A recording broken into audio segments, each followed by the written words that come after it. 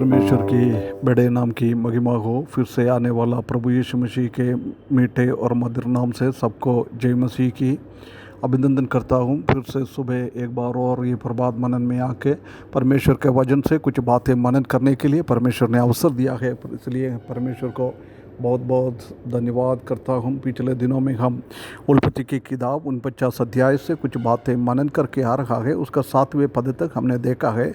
उसी में रूबेन और शिमोन और लेवी के बारे में क्या कहना चाहता है वो याकूब कहता है। आज हम देखें 8वें पद से तक लेकर 12वें पद तक उसका 14 पुत्र यहूदा के बारे में लिखा है। हम जानता है कि यहूदा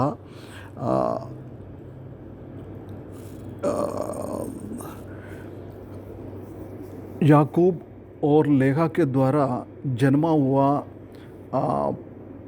14 बेटा है।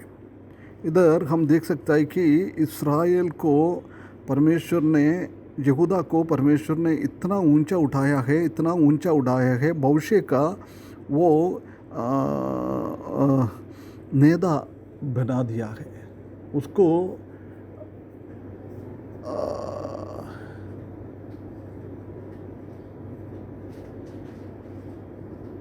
एक सिंह की नाई उसी को हम देखता है। वो ऊंचा एक अवस्था में वो आया है, इसी को हम देख सकता है। वो सिंह की डागरू है ना। वो शत्रुओं की गर्दन पर पड़ेगा और हर एक भाई लोग उसको धन्यवाद करेगा, पिता के पुत्र उसको दंडवत करेगा।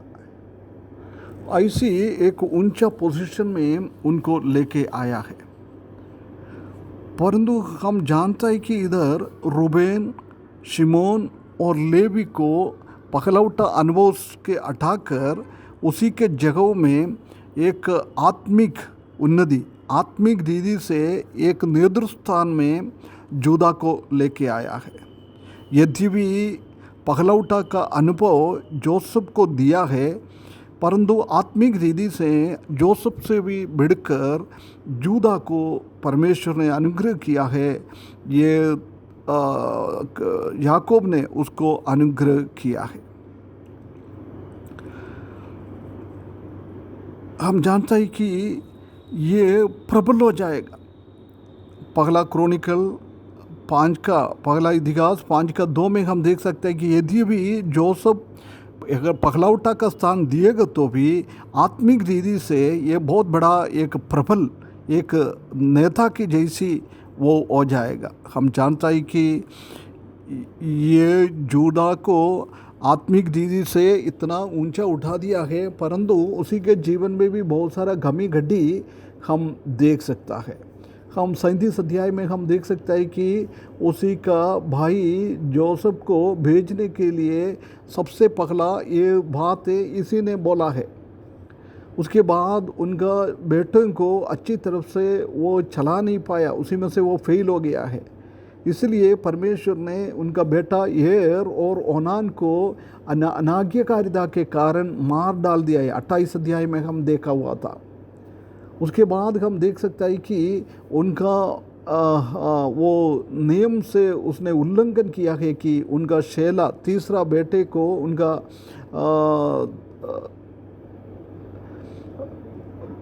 तामर को देने के लिए उसने मना कर दिया है। ये 38 अध्याय में हमने देखा था कि उसके बाद हम देख सकते हैं कि उसने एक व्यभिचारिणी समझकर तामार के साथ गलत व्यवहार किया है। ये बात को हम देखा है, परंतु उसके बाद उसने समझ में आया वो तामार थे, इसलिए उसने माफ़ी मांगते हुए उनके पास आया है। वो बता रहे हैं कि मैं मेरा बेटे को नहीं दिया है, परंतु ये मेरे से भी बहुत धर्मी है।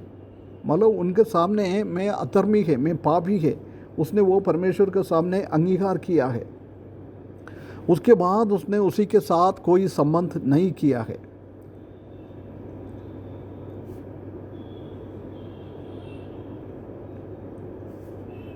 उसके बाद हम देख सकते हैं कि जोसेफ के सामने एक अच्छा काम किया है। 44 अध्याय में बिन्यामीन को बचाने के लिए, अपने आप को जीवन देने के लिए वो तैयारी था। उसी का जीवन में बहुत सारा फ़र्क हम बाद में देख सकता है।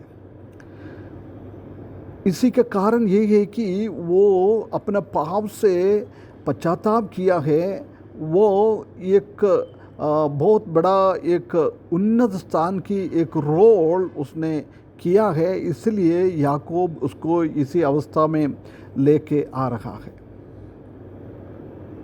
उनका गोत्र वो कनान की ओर आ रहा था, उसी टाइम घटानी बिड़ गया है।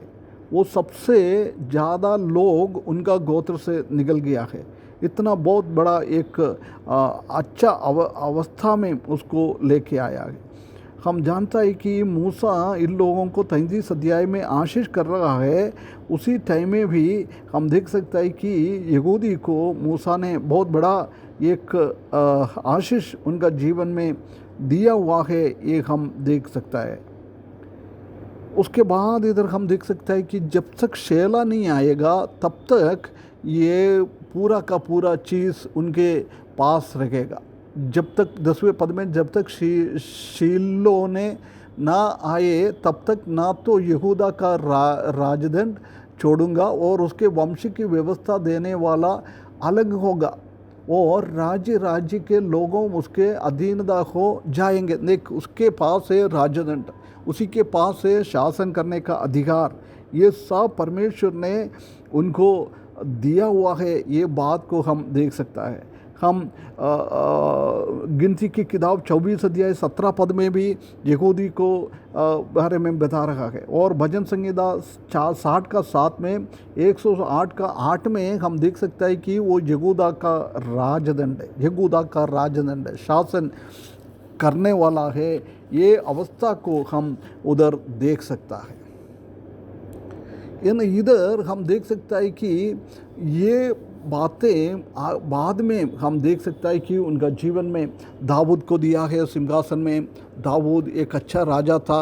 वो राजदंड, दाऊद का राजदंड में हम देख सकता है वो कई साल के पहले इसने ये बातें बताया है। उसी के 600 साल के बाद परमेश्वर ने दाऊद को खड़ा कर दिया है। उसके बाद 1500-1600 साल के बाद हम देख सकता है कि ये प्रभु यीशु मसीह भी उनका गोत्र से निकला हुआ है। वो ये शेला, वो राजाओं का राजा है ना, राजाओं का राजा बनकर इस दुनिया में आया है। प्रभु यीशु मसीह अपना शत्रुओं को हरा दिया है, लोगों को आशीर्वाद दिया है। प्रकाशित वाक्य 5 का 5 में हम देख सकता है कि वो यहूदी गोत्र के सिंह के नाम से कहलाता है। बहुत बड़ा एक पोजीशन प्रभु यीशु मसीह को उसने दिया है। प्रभु यीशु मसीह 1000 साल इस दुनिया में आकर शासन करेंगे जब वो राजाओं का राजा बनकर आएगा। हम इधर देख सकता है कि जूदा को, इसमें से एक बात हम सीख सकता है कि परमेश्वर को किसी को भी पाप से छुटकारा दे सकता है। वो पापी अपने पाप को मानते हुए, मन फिराते हुए आएगा तो परमेश्वर का काम के लिए वो यूज़ कर सकता है। यहूदा को इसलिए परमेश्वर ने इतना बड़ा ऊंचा पोजीशन में लेके आ गया है। कभी भी हमारा एक बार हमारा पाप को उसने माफ़ी दिया है, कभी भी वो याद नहीं करेगा। प्रिय भाइयों बहनों, हम भी यहूदा के जैसी अपने पापों को, अपने गलतियों को परमेश्वर के सामने लेकर आकर हम अपने आप को वापस प्रभु में आएगा तो प्रभु हमको इतना अधियाय से अनुग्रह करेंगे। इसलिए वो अनुग्रह पाने के लिए हमको एक ही काम है, परमेश्वर की ओर आ जाओ, परमेश्वर से हमारा गलतियों को माफ़ी मान लो, परमेश्वर हमको सहायता करे। इस वचन के द्वारा कैसे परमेश्वर ने यहूदी को, उसी का लायक नहीं था, उसने उतना ऊंचा उठा दिया है। ऐसी हम भी इसके लिए लायक नहीं था, हमको भी परमेश्वर ने इतना ऊंचा उठा दिया है। एक दिन प्रभु यीशु मसीह आएगा, उनके साथ हम भी शासन करेंगे। एक बहुत बड़ा एक पदवी हमारे जीवन में, एक यहूदा गोत्र से भी बढ़कर एक पदवी विश्वासी लोगों को परमेश्वर ने दिया है। वो परमेश्वर को धन्यवाद करते हुए जीवन बिताने के लिए वचन के द्वारा परमेश्वर हमको सहायता करे, उसके बड़े नाम की महिमा हो।